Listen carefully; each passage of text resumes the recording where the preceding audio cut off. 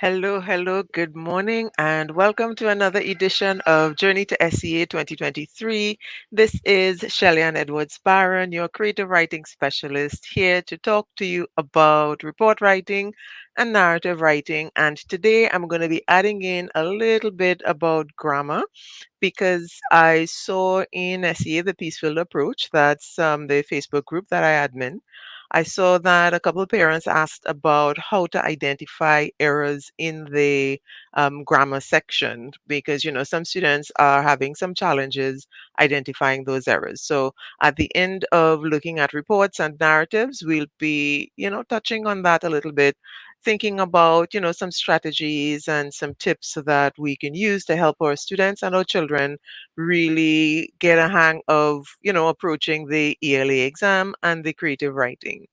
So for those of you who are new to the live, welcome. Thank you for those who are taking it in live on Tuesday morning at 11, well, 11-ish. And for those of you who are looking at the replay, thank you so much for your time.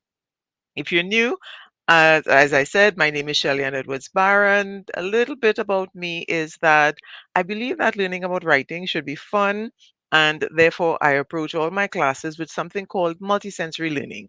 Now, what that is simply means that we are infusing all the activities with a look at, you know, including all the senses in learning. So we're not just reading and writing, and that those are important aspects of it, of course, but we're also engaging in, exploring smells and exploring tastes and touch and all those other senses and movement especially because these are the ways that students get to develop their descriptive writing and their critical thinking, which are two very important aspects of learning to write well.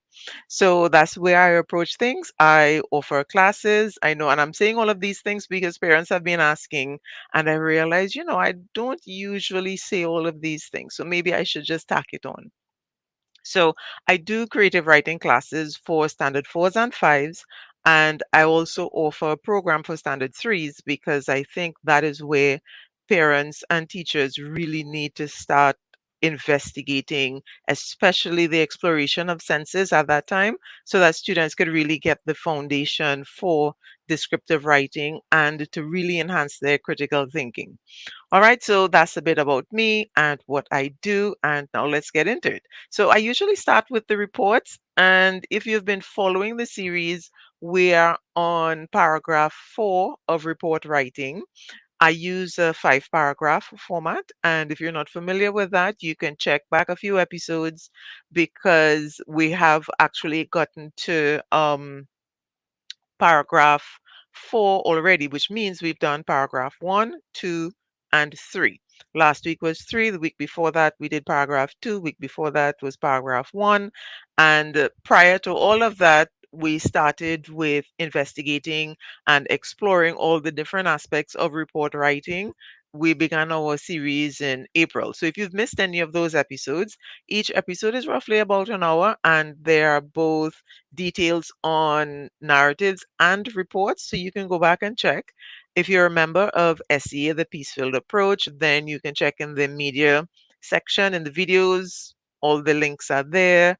All the videos are there. If you're not and you're looking for this on YouTube, you can check the archive on YouTube. They're also on my Facebook page, Word Coach Youth. And I've also started accumulating them on my website so that you can find all in one place without having to scroll, too much to find them.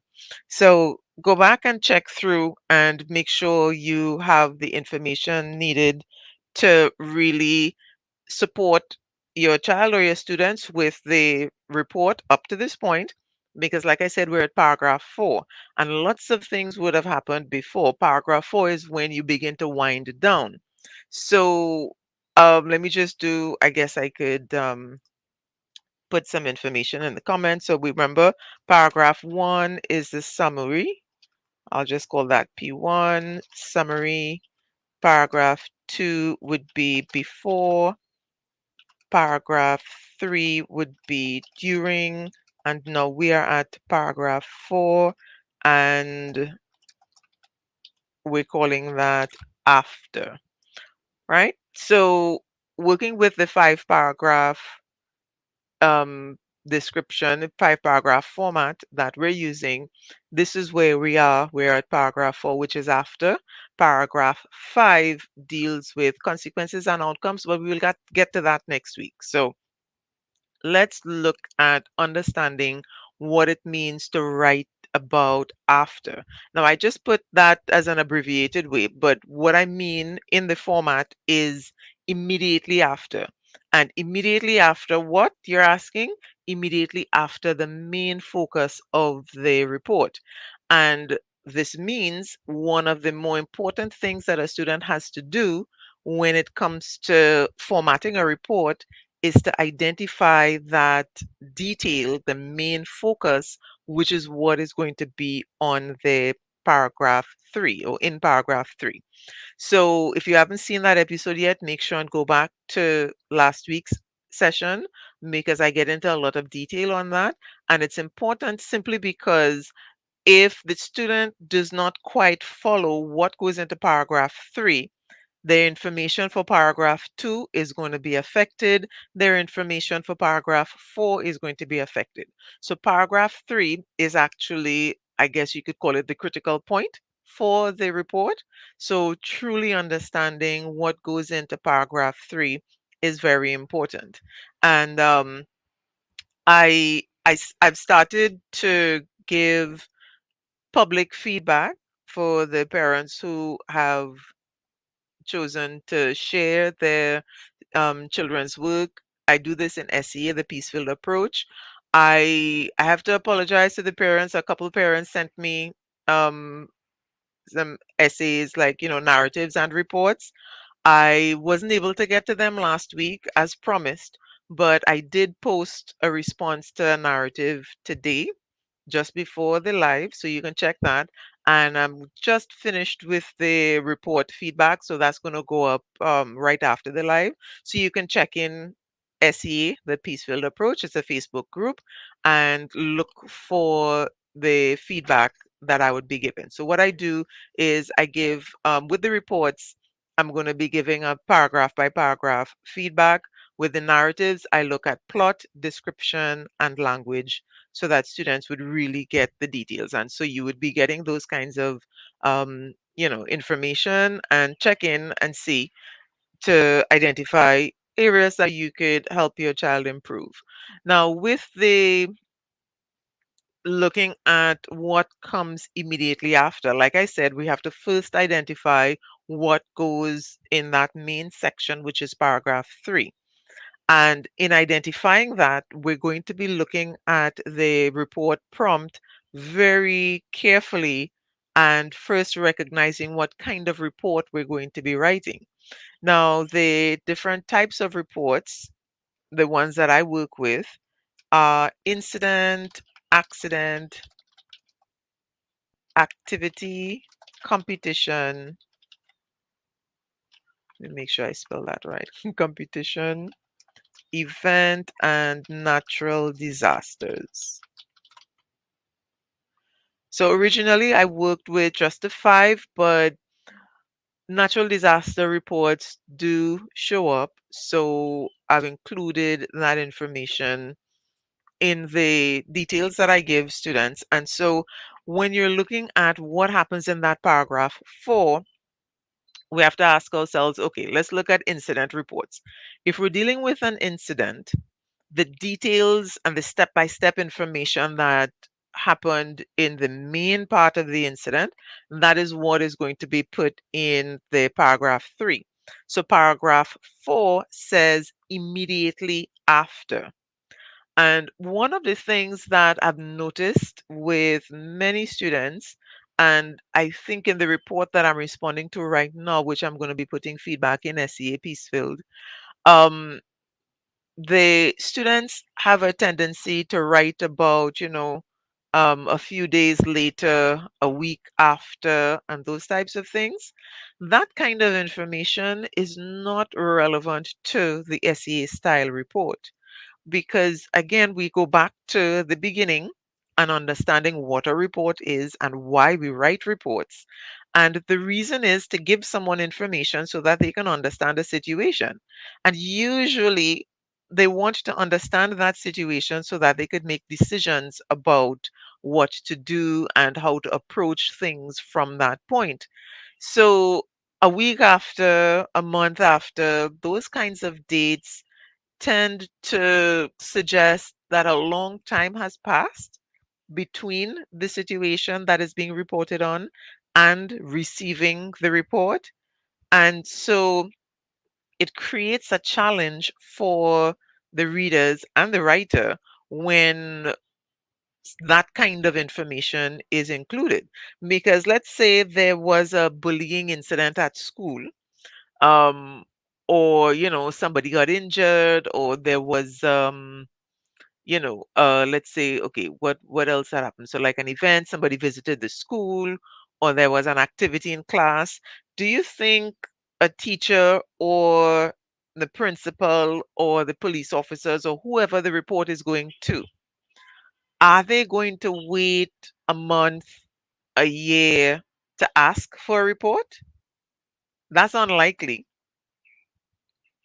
And unless they're investigating some things and they're looking to gather evidence for um you know all the situations related to, and they're doing this grand investigation. But for the SES style report, it is unlikely that you would get into that kind of situation and that kind of request. So usually think of the request for a report coming to the student and how they would have to respond as in, happening within the last 7 to 10 days. So dates have to be selected within that time.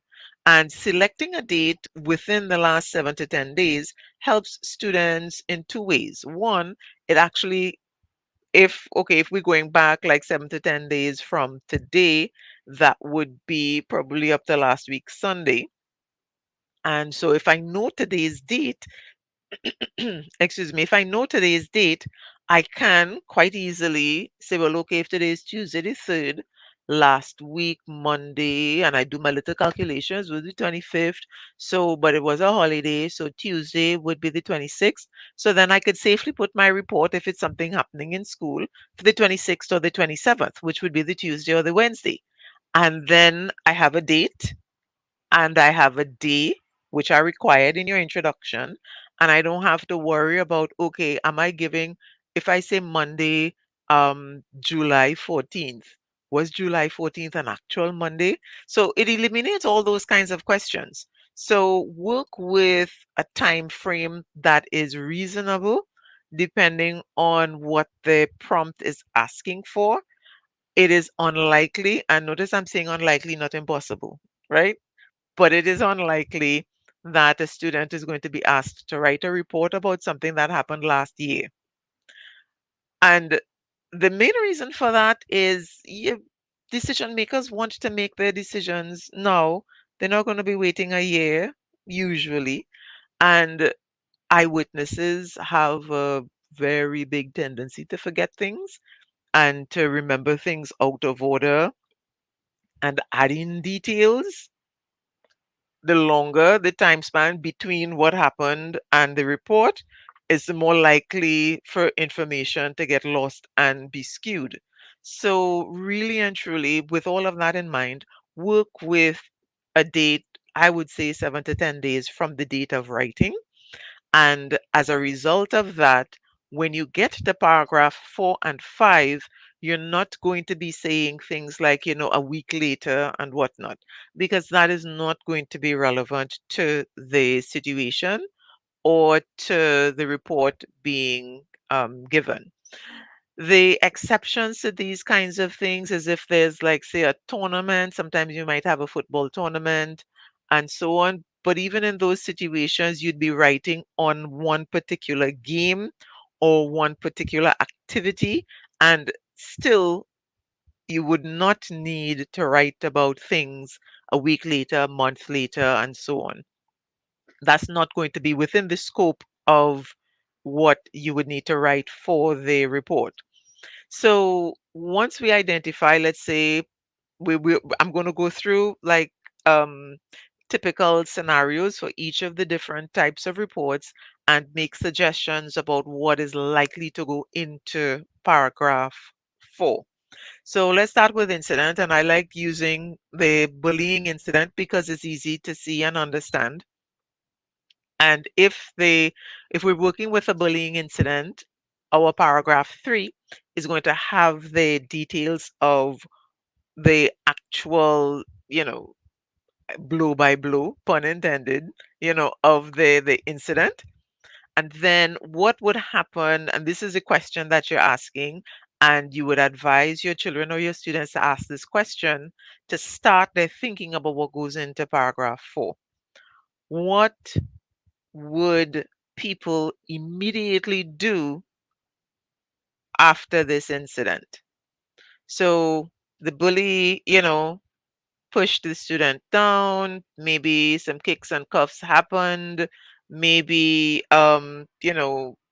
student was struck or something was taken, whatever the situation is, when that ended, what is the immediate response? How do people around respond right away to something like that? Some people might want to intervene to stop the situation. Somebody might decide to go call a teacher, and then when the teacher comes, the teacher might take people to the office, or, if somebody's injured, deal with the injury, and so on. Those are the kinds of details that would go into the paragraph 4 of an incident. Similarly, with an accident. With an accident, there's quite often an injury or at least damage to property. And so, with that kind of situation happening, what is the likely immediate response? Attending to, so again, when an accident happens, somebody's going to go call an adult because we're asking children to be doing the reporting here, right? So somebody's going to go call an adult or attend to the situation while they're waiting on the adult to come. The teacher would come and address the situation. If there's an injury, injuries would begin being dealt with, and so on. So, those are the kinds of things happening for an accident. And you want to do step by step. So, we don't just want to say the teacher came and took everybody to the office. When the teacher came, what did the teacher do? What did the teacher say? Include some reported speech here to add details and interest to the report. And then, or after all of that happened, we're going to get the consequences and outcomes, which is what would be dealt with in paragraph 5. And this is why I say 5 paragraph report, so that students can focus their details at each stage of what's happening. And that way, the report is more likely to be filled with the kind of information necessary, sufficient information for readers, and cover the scope of what is required for the report.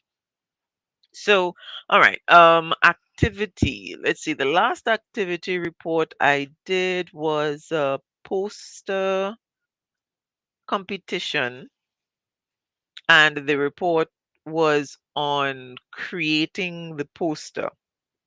So, if the report is on creating the poster, all the details of how the poster was created goes into all the details go into paragraph 3. And what happened right after? So, when the poster was finished, what was the next step? So, the next step in a competition would likely be submission of the entry, and you can give some details on how the poster was submitted, who collected it, where it went to. Some details could be given on the judging process.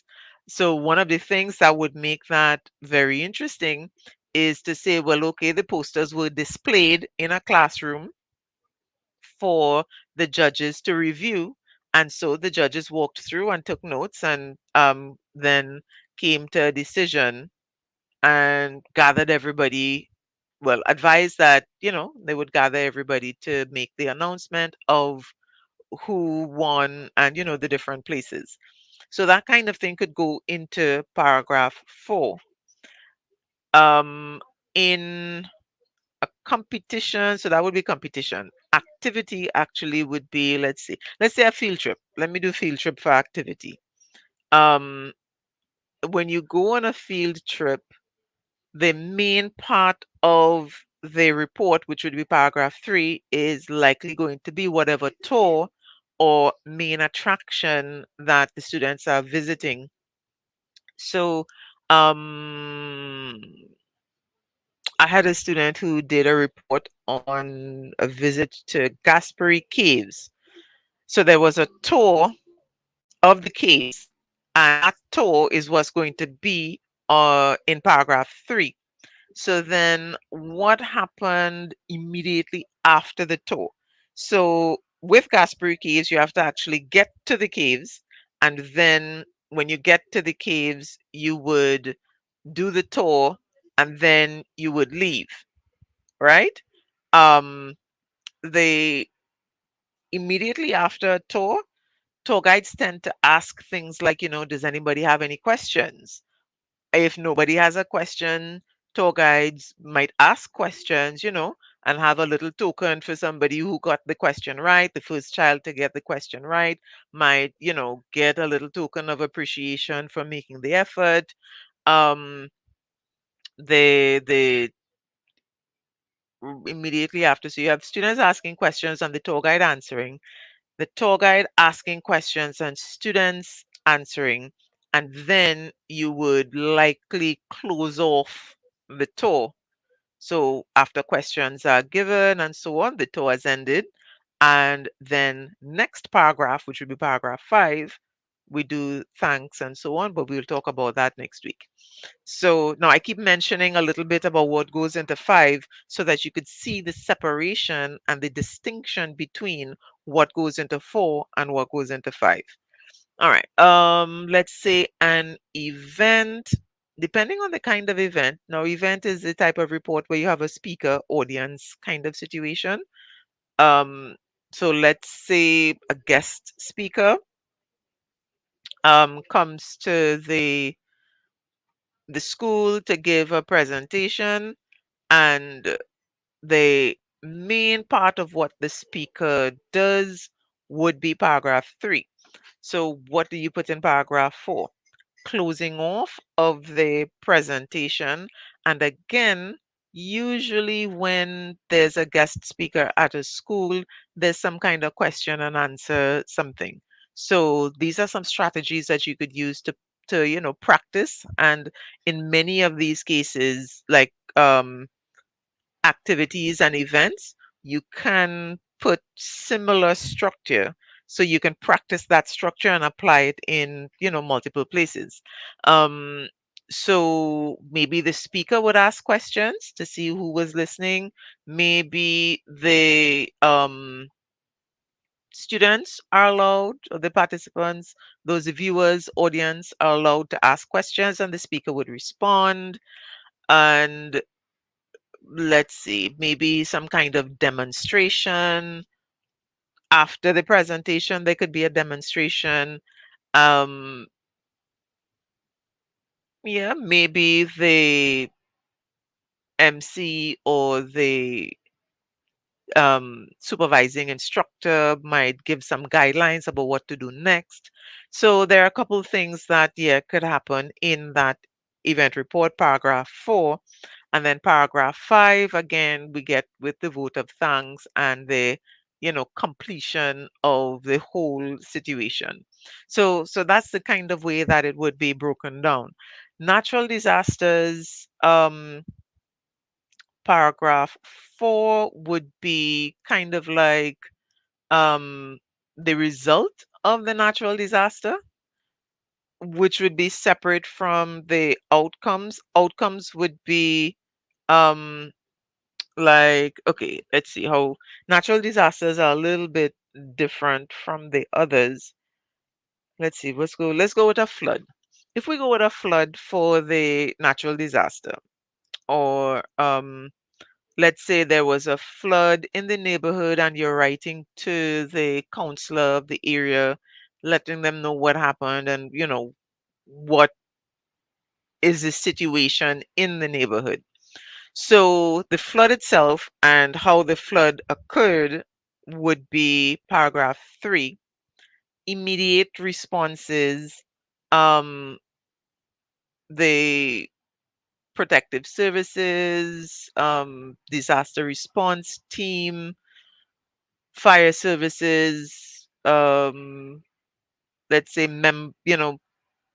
neighbors helping each other to escape the flood and so on. All of that is kind of like immediate response. And then paragraph 5, which would be ending off everything, is when, okay, that has already been done, the flood and everything, everybody's safe now, what's next? So clean up, that whole process, that is going to be mentioned in the paragraph 5. So I think, yeah, so that's the 5 paragraph structure, with 3, 4, and 5. So there's a clear distinction between 1 and 3, what happens in 4, and what happens in 5. So the idea is that once students kind of memorize that and they have that breakdown so they know how to organize the information, then they would be able to respond more effectively because each paragraph is going to require from them a certain amount of details. And being able to give those details, they would be sort of stretching a little bit, thinking about what comes next and how to give 3 to 5 is my recommendation. 3 to 5 details or actions that happen in each paragraph. And that would give a very strong, robust report. And depending on how sentences are written, 3 to 5 details can all be contained in about 3 paragraphs. If you, 3 paragraphs, sorry, 3 sentences. If you have like you know, 2 complex sentences and maybe one simple or compound sentence, that should be enough to give you lots of details and a hefty enough report if you aim for that. I know some students don't write too much and they're kind of stuck about what to say. So if they practice that, then they would have a lot more information. So, just as we have been working on practicing the paragraphs 1, 2, and 3, this week your focus for report writing is exploring the details that would go into paragraph 4. So, you would need to have like a few prompts and the same prompts that you've been working with if you've been following the process. Have the student, have your child brainstorm, get some ideas about, okay, a list of incidents. What would go into paragraph 4 in these incidents? I know what happened in the main thing, but then how would people respond? And, jot down notes and practice that. So, this is the point in time where you want to be researching the details. So you're researching the details to make sure students would have enough information to write about. And you want to go according to category because students they're not given the prompts ahead of time. So by chance, if a report is given for SEA 2024, the prompts that would be presented would be new the first time the students should be reading those prompts. However, once a student is able to identify what type of report the prompts are requesting, then they could go back and fall back on their understanding of what goes into each paragraph of a report of this nature. And then they would go to the prompt itself to see what details the prompt tells them, and then they would be able to work out what goes into each paragraph for their reports. So we're focusing on paragraph 4, brainstorming and exploring ideas, and we're practicing to write that paragraph 4 following, using transitions, variety of sentences, and so on. And so that is the agenda this week for the report writing. All right. Now, if you have any questions about that, please feel free to message me, let me know. Um, the I am finishing up a report and giving feedback in SEA, the Peaceful Approach, shortly after this. So if you look sometime this evening for it, you would get, step-by-step feedback on a sample report in that group so that you could see, what you can look for and how. I'll be giving a couple of suggestions on how to make changes to the report when you identify anything that you need to work on. All right, so let's get to the narratives. Now, for narratives, we are mastering dialogue. And mastering dialogue comes after we explored what dialogue is, as well as a few ideas and strategies for dealing with creating dialogue. And if you haven't seen that episode yet, remember that was last week, so you can go back and check and make sure you understand what dialogue is. So I'll just repeat a bit of it here because it's an important distinction for students to recognize that dialogue is a conversation. Dialogue means somebody speaks and another person answers. Somebody else responds. So you have at least two people interacting in a dialogue. I've seen many essays and many stories where students speak out loud or speak to themselves. While that is still speech, especially if they speak out loud, it is not dialogue. Dialogue needs to have that interaction. So even if you have a section in the report, I'm saying report, sorry, even if you have a section in the narrative where a student speaks to themselves or the main character says something out loud, that is fine. That is very useful for particular reasons, but it's not dialogue, and there should still be an interaction between two people later on. Now, I'm sure there's a question in somebody's mind, what do I do if there's only one main character? My recommendation is to have at least one other character. So try to write stories with at least one other character in it so that you can get that dialogue because you want to demonstrate that dialogue works as a conversation. Now, when you have that understanding and you have two people speaking, what are the requirements of dialogue? So there's a list. Um, you know, there's a breakdown of what you can include and so on. But this particular session, what I want to focus on is on the information presented in the dialogue and how you can make dialogues more interesting and more effective within a story. There are two things you can do, and in part of the breakdown of the dialogue, and again, I did go through an example last week. So if you're not too sure what I'm talking about, you could be sure to check that video last week. Um, the there are two ways that we generally present information in a dialogue outside of the speech. So after the person speaks, we often say, the person said or asked a question. We have what we call the dialogue tag, which identifies who is speaking and how. But there's also something called the action beat. And the action beat explains what is happening while the person is speaking. And it's usually referring to the person who is speaking, right? What are they doing and what is happening around them? What are they observing while they are speaking?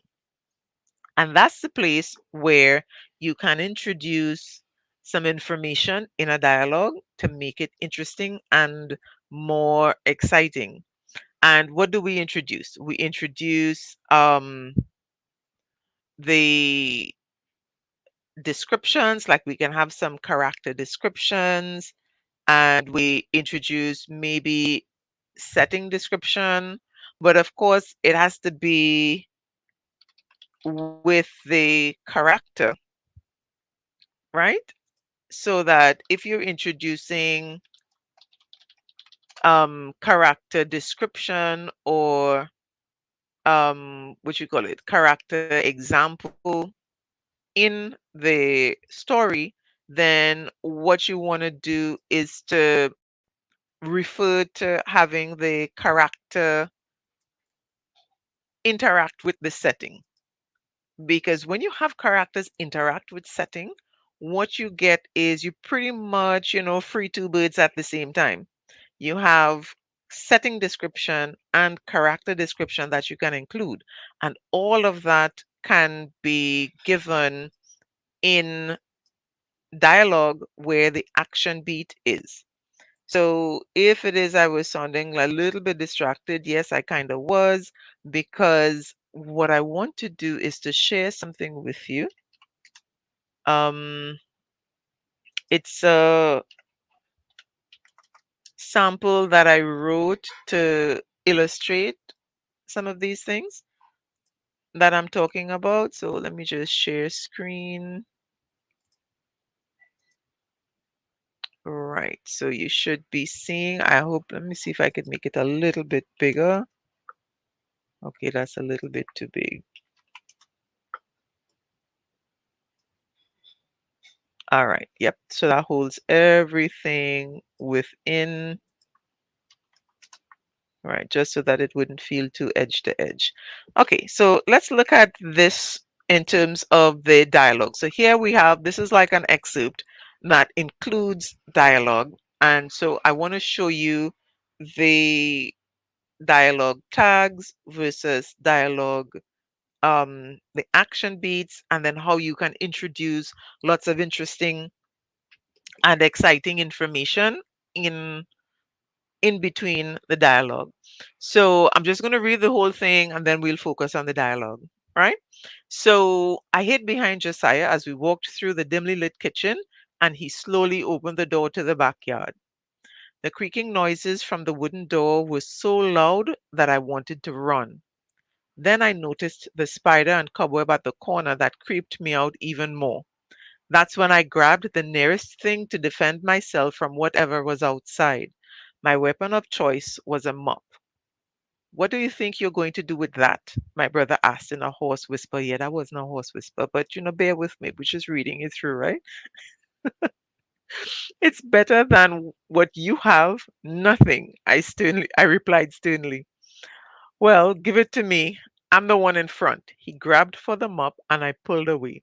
No, it's mine. Get your own. I struggled with him and we tumbled out the door, landing in a heap at the foot of the short stairs.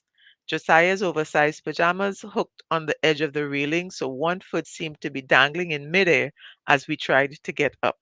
His chubby legs looked ridiculous as he thrashed about, knocking skinny me to the side, causing my sleep bonnet to fall into the mud.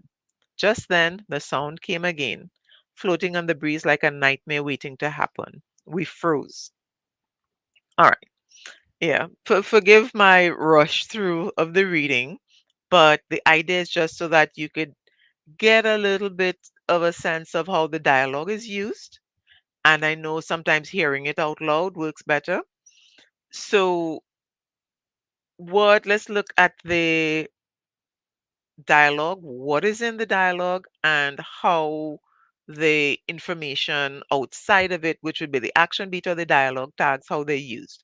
Now, the first thing you'd notice is that the dialogue is not very lengthy. It is actually just four exchanges.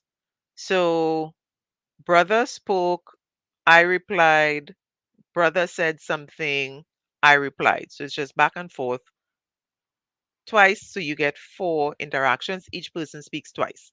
That is enough for the dialogue. It does not need to go any longer than that. In fact, it could just be one person speaks and another person responds. That counts and that works too. Dialogue does not have to be lengthy. Then look at what is being said. What we get from the information in the dialogue is a sense of attitude and feelings and emotions coming out through, and we get an idea of the kind of relationship between the two characters just by the dialogue and what happens in the action beats and the dialogue tags. So if you look at my brother asked in a hoarse whisper, why are we whispering? Well, I mean, we kind of sneaking up to something, right? So that's why we're whispering. Hoarse whisper um, is a good way to say that the person is they're whispering, but they're kind of putting some energy into the whispering. So it's not just a whisper, it's a kind of whisper that has some feeling and emotion behind it. And that gives some attention to the mood that's happening. So all of these things contribute to mood and the creation of mood. And so all the words that are chosen really give readers a sense on, an emotional feeling response of what's happening in the scene. And so here we have I replied sternly, simple dialogue tag. He grabbed for the mop and I pulled away. This is an action beat because it explains what is happening while people are speaking. So we're not replying and we're not asking, we're actually engaged in an activity while the thing is happening. Now, what this does is remember when people speak, we listen, but when we put the action beat, it helps readers pay attention to the scene as an overall scene and not just pay attention to the dialogue alone. All right. And then here we also have another dialogue tag. So this is my response, but then I responded. What I'm doing is simply explaining what I am doing and what is happening while the speech is going on, right? Or immediately after in this case. So this is pretty much how the dialogue is used. And so I'm hoping that this demonstration, the explanation can help in terms of understanding how dialogue is used in a story. It does not have to be lengthy, but it does have to be directly related to what's happening. And we don't just want general information. So here we set up the fact that I grabbed a mop because that's my weapon. And instead of saying, my brother asked me what I was doing with that, I put it in dialogue to make it immediate and direct. And then my reply, short, but it shows emotions. So your dialogue really has to add something to the story. It's not just about adding in dialogue because you have to. Dialogue has to serve a purpose, and dialogue usually serves three in a story. One, it breaks up the narration so that readers don't feel that they're being told and described everything. Two, when it breaks up the narration, it introduces that immediate feeling as if readers are actually there because now they are actually imagining hearing the speakers' voices. And then three, dialogue is meant to add the emotions and the perspectives of the speakers. So we're not being told that my brother and I, aren't really getting along in this situation. We feel it and we see it. We feel it because no, it's mine, get your own. And, it's better than nothing. And then the brother is like, give it to me. I'm the one in front, I'm the one in charge. We have that kind of thing happening. So we get to introduce all these wonderful things into a story by using the dialogue.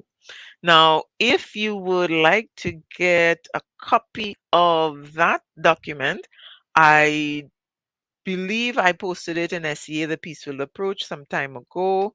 You can go to the files section and check for it. I will check after this session. If it's not there, I will add it in. So you could definitely go and check there for the information. All right. So that brings us to the end of mastering dialogue. What do we need to know in order to master dialogue? I'll tell you three things, right? So one would be dialogue has to have two people interacting. Now, that might sound kind of obvious, but when you're dealing with students who don't know about dialogue, they may think that dialogue simply means speech. And that's not enough. You really want to show that understanding of how speaking happens in a situation. And therefore, you want to make sure you have at least two people. Can have more, but then the dialogue gets complicated. So simply just use the two people, right?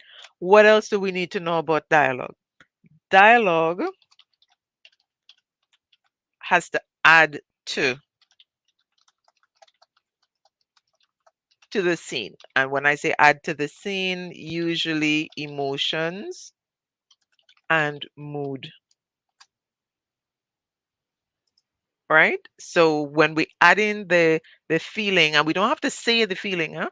Choice of words and the way sentences are structured, that those are the things that would help with the enhancing of the dialogue, right?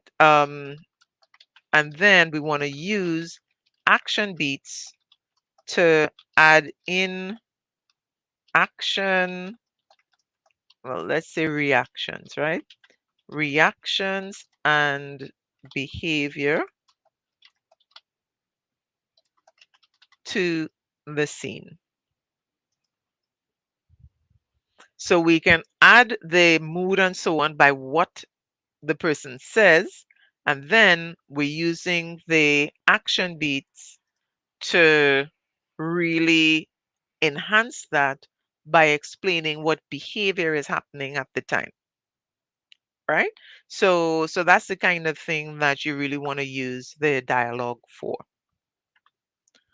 All right, so I think that would be sufficient for you to work on with your child or your students this week. So you want students to kind of practice the dialogue. So, as I suggested last week, we have stories, we have all the different things that we could use. Then, what we want to do is to, create a scenario. What would people say in this situation?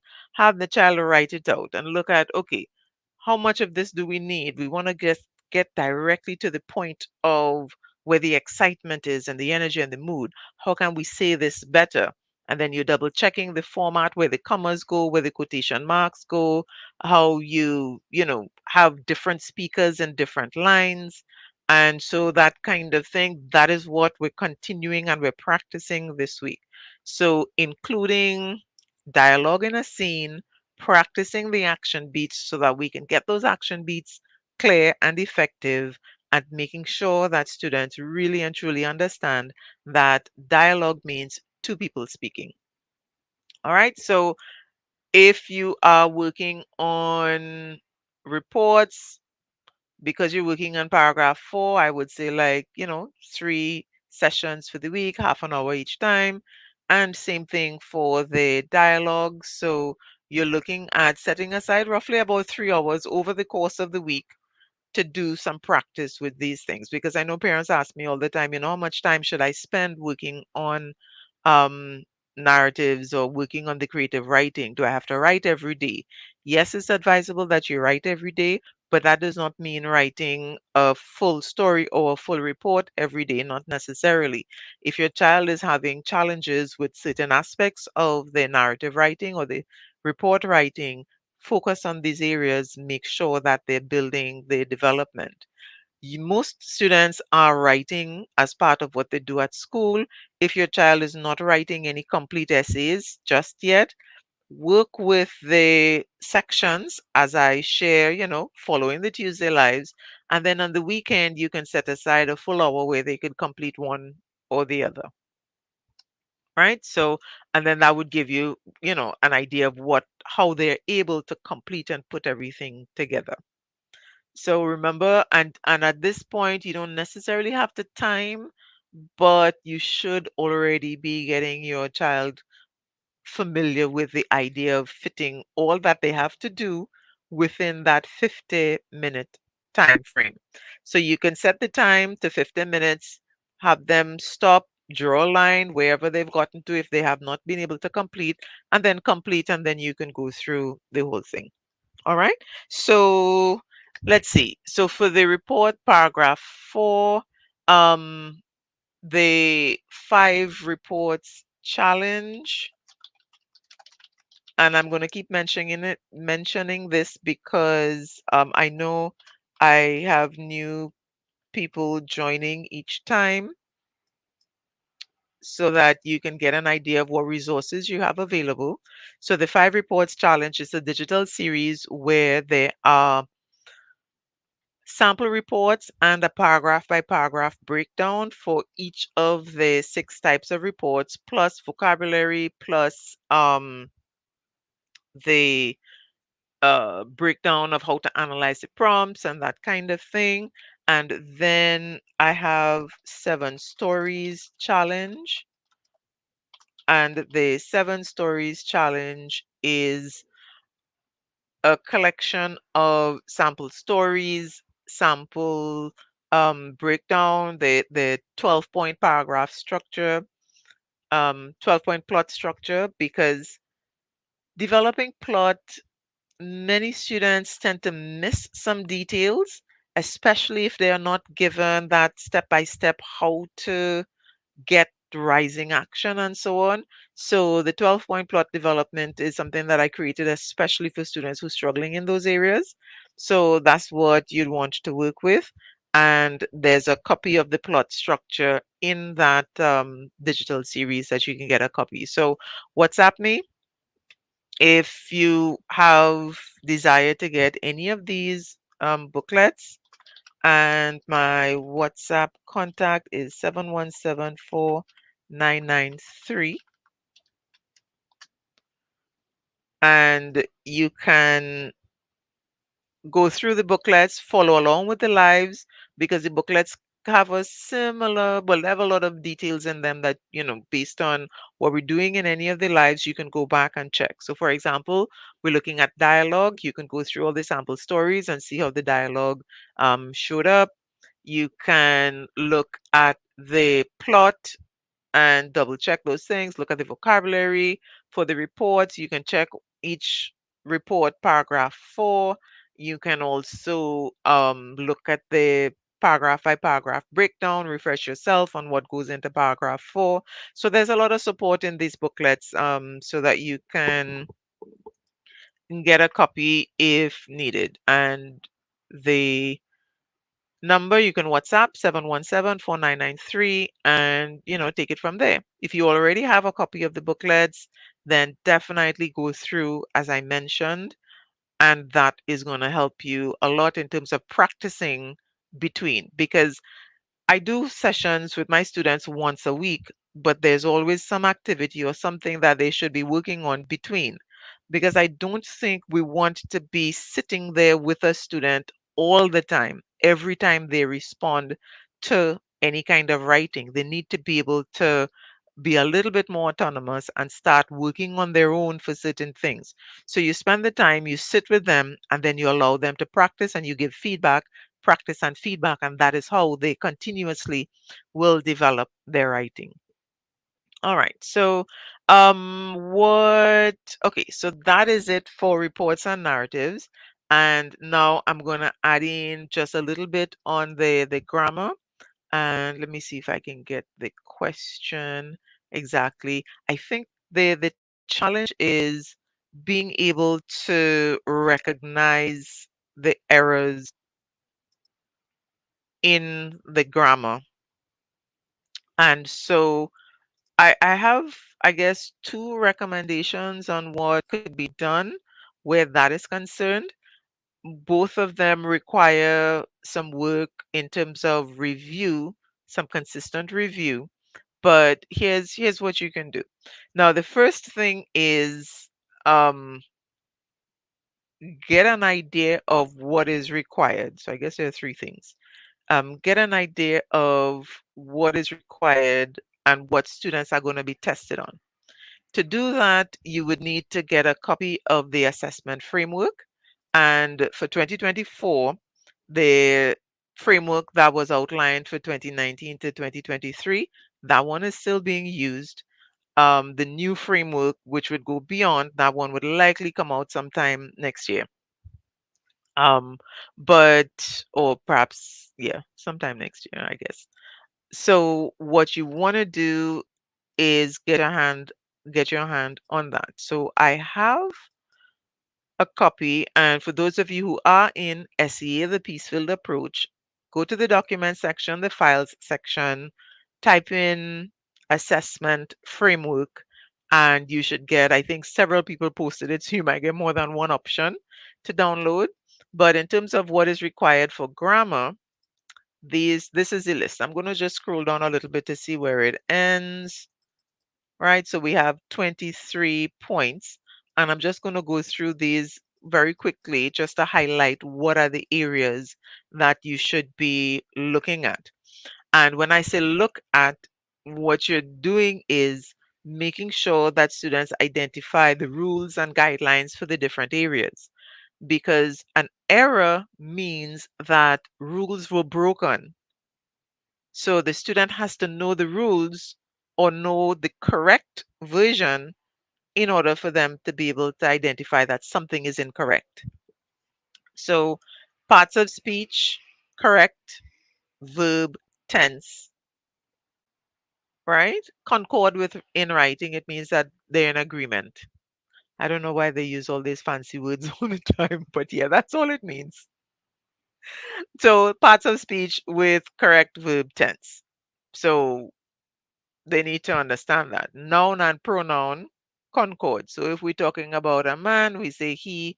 If we're talking about a woman, we say she. If we're talking about a group of people, we can say they, and so on. Now, of course, this is basic and standard. And when I say basic, I mean what is accepted in our context. I know with the changes for the accommodation of preferences, we would find that an individual might say they, and that is accepted in pop culture and within speaking in culture. But for our SEA exam, these are the things that we're working with still. And until that changes in the exam, this is what we're working with, right? Subject, verb, and subject and pronoun agreement. So the is versus are, s or no s at the end of the verb kind of thing. Common, proper, collective noun, abstract in sentences, nouns, comparative and superlative adjectives, whether you have the correct pronoun used, adverbs, um, comparative and superlative. I repeated that. Prepositions, so whether we're in, at, over, under, conjunctions, are we using and but, so, or coordinating conjunctions, are we using them correctly? And this would be primarily coordinating conjunctions. Um, Here we have subordinate clauses, which would introduce the subordinating conjunctions before, after, while, etc. Um, Now, notice you're seeing nouns and pronouns, verbs and adjectives, and certain words repeated. So you know these are the ones that you have to pay attention to, right? Verb forms, past, present. Is the context written in present tense, but we have a past tense verb out of place, or vice versa? Do we have the wrong part of speech being used for the verb? Should it be a noun when it's a an adverb? Sorry, noun or verb required, depending on how the word is used. Regular and irregular verbs, verb agreement with subjects in number. And again, you see some repetition in the way it's recorded. Modals, are these used effectively? Participles, past and present, are they used effectively? Adverbs, make new words by using prefixes and suffixes. So are those correct? Prepositions in context. And then we go back up here and we see same thing repeated. Um, function of each of these, and of course, concord simply means agreement, and these things are done effectively. So this is the list, and this was taken from the 2019 to 2023 SEA framework, and this is the one that's going to apply for the 2024 as well. So these are the general areas. And so what you're looking at is that a student needs to be aware of these things. But the next thing that you can do after you go through and you familiarize yourself with what is required, then the next step would be to make sure the student knows the rules and so on. But you want to do an assessment, a review of the kinds of errors that come up. So of course, students can be tested on any of these, but the kinds of errors that come up repeatedly, understanding that would be the first place that you put your focus to make sure your student or your child understands those thoroughly, and then you add the others. Because they need to understand all, because we don't know exactly what's coming, because they're all open for testing, but you want to get an understanding of, what is done. And the reason I'm saying that is because recently, well, when I say recently, a few months ago, I decided to group the SCA exams from 2019 to 2023, group them according to sections, and review what is done in each section over the course of, the 5 years. So we have 2019, 20, 21, 22, 23. And when I did that, I noticed that there were some recurring things. So there are some concepts that are tested frequently. And so once you know what those are, then you focus on those. If your child is having trouble in that, make sure they get it clear, because there is a greater likelihood of something like that showing up in the exam. And so I did that and I did an assessment of like the poetry as well, to see. So what what I think is a good idea is to get your hands on a copy of those. Um, so what I share with parents and for those who are interested, the solutions for the exams and with the examples and explanation of the responses and the recommended responses. So it's not just a matter of the solutions, but you get an explanation about why this is correct and why this is the recommended response. And so you have that for all 5 years. And then I grouped the all the grammar together, grouped so you could see each year what was looked at in the grammar. When you look at the spelling, you could see each year what kind of spelling errors turned up. Now, that is not going to say that these are the only ones that will turn up, but they will show you a trend, and they will show you an idea of how, what kind of things are generally tested. So you have your list of the from the framework, so you know what to pay attention to, and then you look at this grouped feedback for the exam, and those two combined would give you, I guess, some list of priorities to make sure that your child understands. And then once your child has those clear, you continue and make sure that you fill in and they're pretty clear on anything. So being able to identify an error in a sentence, you have to start with knowing what the accurate rule is. And then you're looking for, you're reading, and anything that doesn't follow those rules or guidelines would be the error. So you have to start with that. But then you have a guideline of what to look for and so on.